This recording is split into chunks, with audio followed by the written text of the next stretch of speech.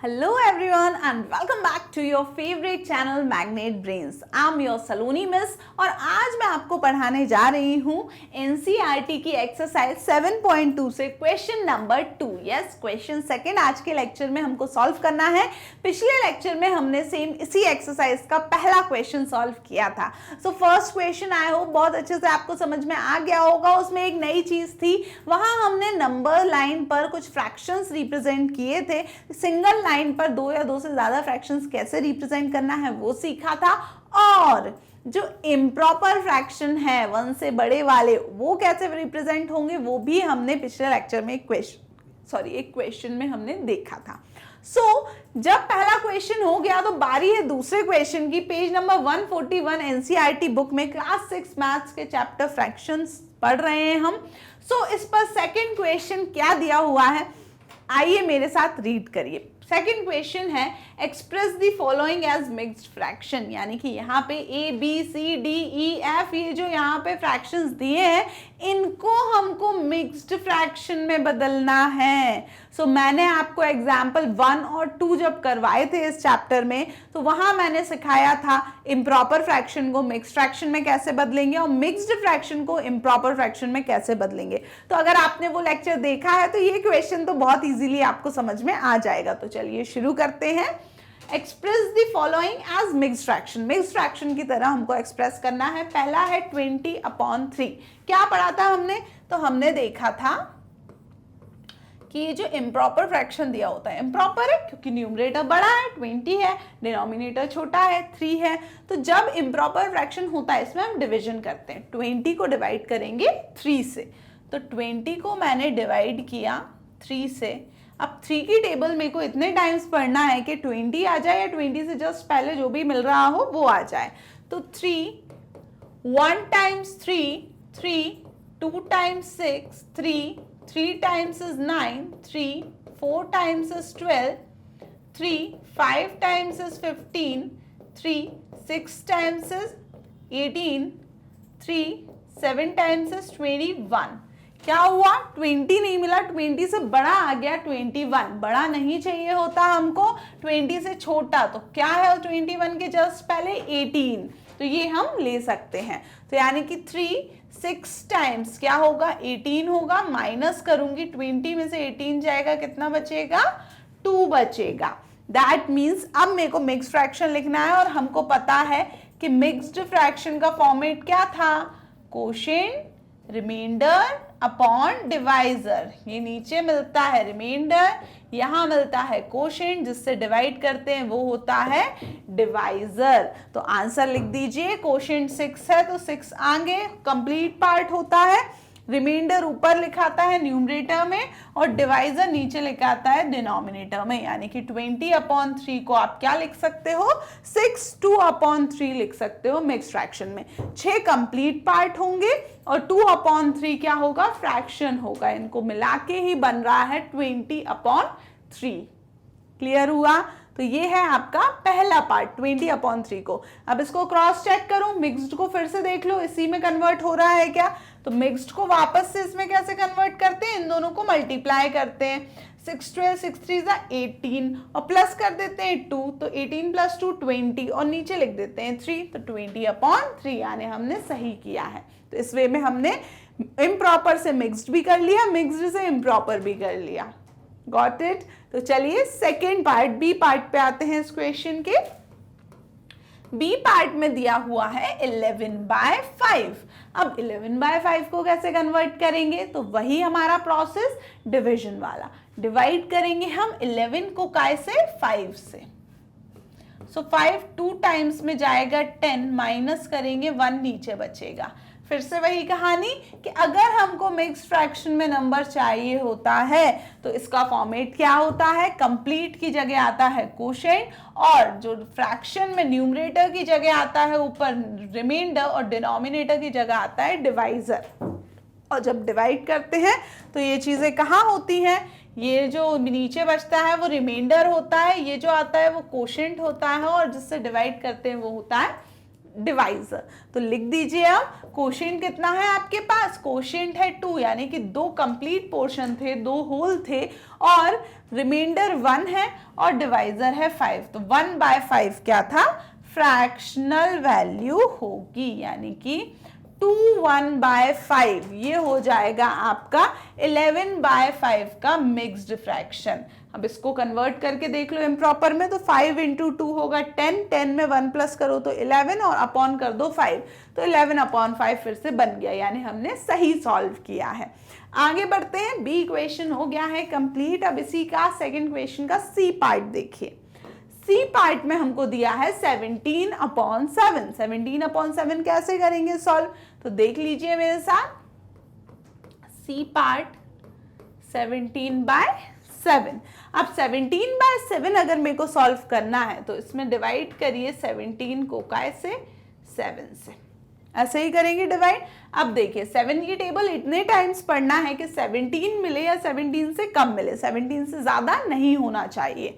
तो 17 को करो, 7 की टेबल पढ़ो,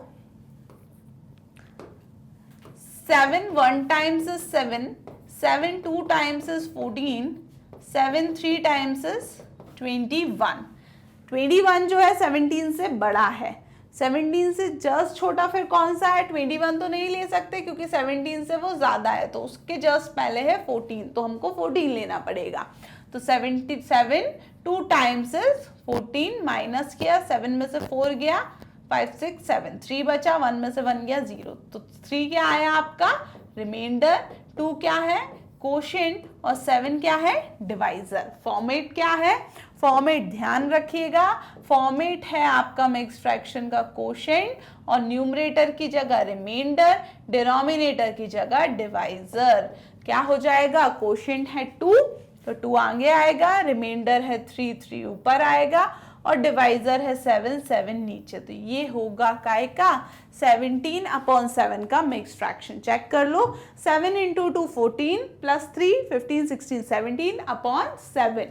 तो बहुत इजी है ना, हम easily mix fraction improper fraction को काय में कन्वर्ट कर रहे हैं, मिक्स फ्रैक्शन में। नेक्स्ट देखिए 17/7 के बाद कौन सा है, 28/5। 28/5 को कैसे सॉल्व करना है, तो देखिए डी देखिए 28/5, इसको सॉल्व करिए, 28 को डिवाइड करिए कैसे 5 से। अब 5 की टेबल इतने टाइम्स पढ़ना है कि या तो 28 आए या 28 से थोड़ा बहुत कम चल जाएगा, लेकिन 28 से ज्यादा नहीं होना चाहिए। तो 5 की टेबल्स करिए मेरे साथ, 5 1 times is 5, 5 2 times is 10, 5 3 times is 15, 5 4 times is 20, 5 5 times is 25, 5 6 times is 30। 30 तो क्या है 28 से ज्यादा है, ज्यादा नहीं चाहिए, तो 30 के पहले क्या है 25, तो 25 लेना पड़ेगा। इससे हमें कम लेना है या बराबर, बराबर नहीं आ रहा, 25 आ रहा है, 25 चल जाएगा। 5 5 times is 25, माइनस करो, 8 में से 5 गया, 3 बचा, 5 6 7 8 और 2 में से 2 गया 0। क्या है ये देख लो, ये है 3 आपका रिमाइंडर, 5 है आपका कोशेंट और ये वाला 5 है आपका डिवाइजर। और फॉर्मेट होता है कोशेंट रिमाइंडर अपॉन डिवाइजर का, जहां कोशेंट 5, रिमाइंडर 3, डिवाइजर 5, यानी कि 5 3/5 क्या है 28/5 का मिक्स फ्रैक्शन। चेक करो, 5 × 5 25 प्लस 3 तो 26 27 28/5, तो 28/5 आ रहा है, यानी हमने सही सॉल्व किया है। तो ये है आपका डी पोर्शन। ई पोर्शन देख लीजिए क्या दिया हुआ है, ई पार्ट में दिया है 19/6। आई होप अब तो हमने बहुत सारे क्वेश्चन कर लिए, तो आपको भी समझ में आ गया होगा कैसे सॉल्व करना है। तो अब आप भी अपनी कॉपी पेन पे मेरे साथ साथ सॉल्व करिए। तो देखिए ई पोर्शन 19/6। 19/6 को कैसे करेंगे स्टूडेंट्स, 19 को डिवाइड करेंगे किससे, 6 से। तो अब हम किसकी टेबल करेंगे, 6 की टेबल फॉलो करेंगे। तो करिए 6 1 times is 6, 6 2 times is 12, 6 3 times is 18, 6 4 times is 24, 6 5 times is 30, 6 times is 36। अब हमें कहाँ जाना था? हमें तो सिर्फ 19 आना था, बहुत आगे पहुंच गए हम। 19 तो नहीं आया, 24 आया, बड़ा है तो ये नहीं लेंगे, तो उसके पहले क्या है? 18, तो 18 ले लेंगे हम। तो 6 3 टाइम्स इज 18, माइनस करो, 9 में से 8 गया 1, 1 में से 1 गया 0। देखिए ये क्या है? Remainder, this one is quotient and this is divisor. Format बताइए student. Quotient, remainder upon divisor. तो कोशेंट कितना है? कोशेंट है 3, रिमाइंडर है 1, डिवाइजर है 6। तो आपका क्या हो जाएगा? 3 1/6 हो जाएगा मिक्स फ्रैक्शन। किसका? 19 अपॉन 6 का। चेक कर लो, 6 इंटू 3 18 प्लस 1 19 अपॉन 6, तो 19 अपॉन 6 आ रहा है, यानी हमने सही सॉल्व किया है। क्लियर हुआ? तो ये था आपका ई पार्ट। इसका एक और पार्ट, एफ पार्ट और बचा है, तो आइए उसको भी सॉल्व कर लेते हैं। आप भी साथ साथ सॉल्व कर रहे हैं ना, जरूरी है, समझ में आने लगे तो साथ में सॉल्व कर लो, तो आपको पता चल जाएगा कहाँ अटक रहे हो। देखने में जब आप देख के पढ़ते हो तो आपको लगता है हाँ हाँ सब समझ में आ गया। एक्चुअली जब आप खुद से सॉल्व करते हो फिर रीड यहाँ से पढ़ने के बाद, तब आपको पता चलता है कि आप कहाँ पे अटक रहे हो। जहाँ अटको फिर से वीडियो देख लेना, इजीली आपको पता चल जाएगा क्या है सही सॉल्यूशन, क्या गड़बड़ कर दिया आपने। तो देखिए एफ पार्ट में हमें क्वेश्चन दिया है 35/9। करते हैं सॉल्व इसको। 35/9, 35 को हमको क्या करना है? डिवाइड करना है 9 से। अब 9 की टेबल इतने टाइम्स रीड करो कि 35 आया, 35 से थोड़ा बहुत कम, ज्यादा नहीं चलेगा। तो 9 की टेबल्स पढ़िए मेरे साथ। 9 1 times 9, 9 2 times is 18, 9 3 times is 27, 9 4 times is 36। 36 35 से क्या है? बड़ा है, बड़ा नहीं चाहिए हमको, तो उसके पहले जो आ रहा है 27 वो हम ले लेंगे। तो 9 3 टाइम्स इज 27, माइनस किया, कितना बचेगा 27 के बाद? 28 29 30 31 32 33 34 35, कितना हुआ? 6 7 8 बचेगा। 8 जो बचा ये है रिमाइंडर, ये आपका 3 कोशेंट और ये है आपका डिवाइजर। फॉर्मेट बताइए। फॉर्मेट है आपका quotient remainder upon divisor. Quotient हो जाएगा आपका 3, रिमाइंडर 8 और डिवाइजर 9। तो 3 8/9 क्या होगा? 35 अपॉन 9 का मिक्स फ्रैक्शन। 9 इंटू 3 27, 27 में 8 प्लस करो, 28 29 30 31 32 33 34 35 अपॉन 9 वही है।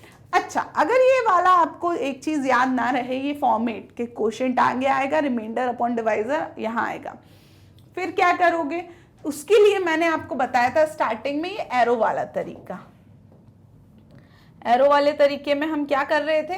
ये 3 को आगे, 9 को नीचे और 8 को ऊपर कर रहे थे हम। 3 आगे, आगे मतलब सामने आएगा, 9 नीचे, नीचे का मतलब डिनोमिनेटर में आएगा, 8 ऊपर, ऊपर का मतलब न्यूमरेटर में। तो सामने वाला जो लिखा है वो नीचे चला जाएगा, नीचे वाला ऊपर।